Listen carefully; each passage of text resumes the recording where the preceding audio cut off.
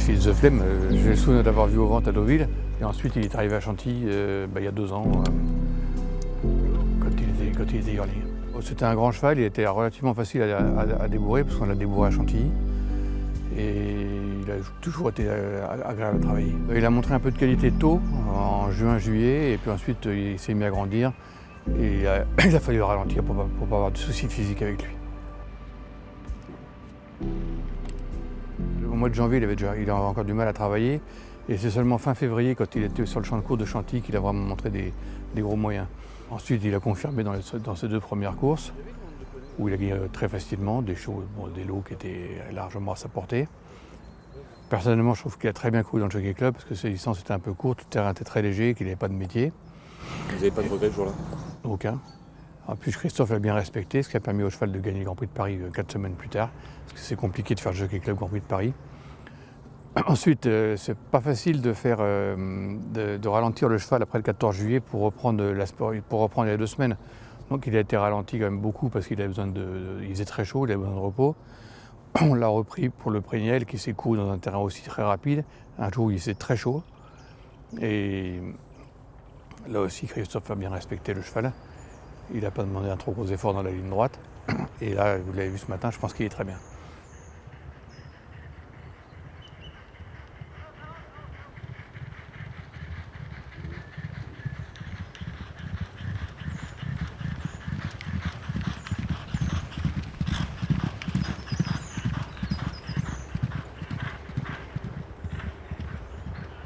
D'abord, il a un très bon mental. C'est un cheval qui est très facile à entraîner. Il est très calme, il est très sûr de lui. Et ensuite, il est capable d'accélérer. Ouais, c'est sa qualité principale.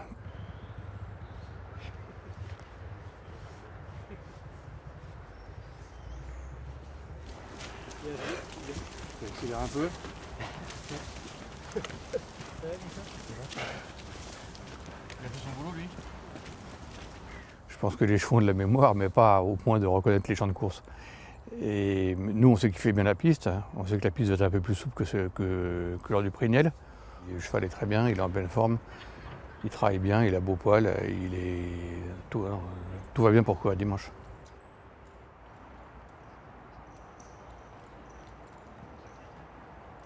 Entre Deep Route, qui a été votre premier cheval qui vous a porté une victoire aux 2 copains, à Fitz the Flame dans le Grand Prix de Paris, que s'est-il passé? Il y a beaucoup de temps, mais c'est passé vite. Premier partant dans l'art. C'est Celtic Arms. Le meilleur classement, c'est Sulamani, quand il est 2e. Coco Rouge a couru 2 fois, il est 3e et 4e. Les autres, Study of Mine et les autres gagnants de Jockey Club, ils ont couru pour la 6e ou la 7e place, ils n'avaient pas le niveau.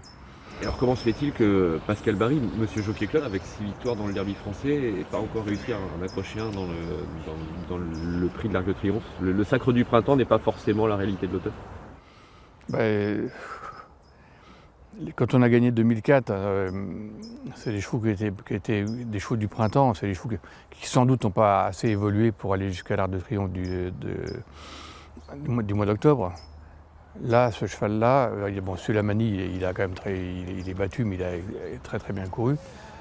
Et le cheval qui court dimanche, à Fitz the Flame, je pense que c'est un très bon partant. C'est un cheval qui a une très bonne chance. J'ai pas vraiment de méthode et j'ai gagné beaucoup de prix du bois, beaucoup de papins avec des 2 ans qui étaient très précoces. Le Jockey Club avec des chevaux qui étaient beaucoup moins précoces. Surtout, je pense que je donne beaucoup d'attention à chaque cheval, donc chaque cheval va sur ses qualités. Enfin, c'est un grand plaisir d'avoir un tel cheval, alors que vu l'âge que j'ai, donc c'est beaucoup de plaisir. À Sulamani, il y avait peut-être plus de stress. Mais sinon, la façon de faire, c'est la même.